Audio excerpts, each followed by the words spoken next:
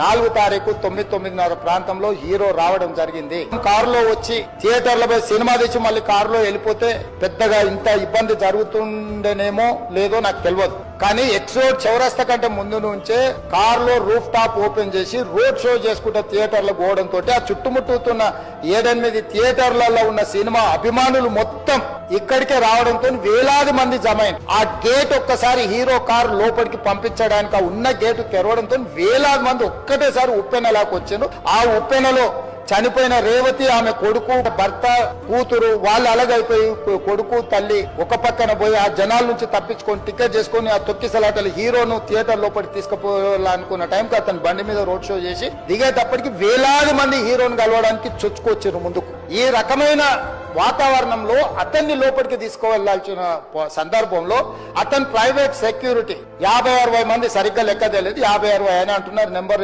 4 ఎక్కువ తక్కువ.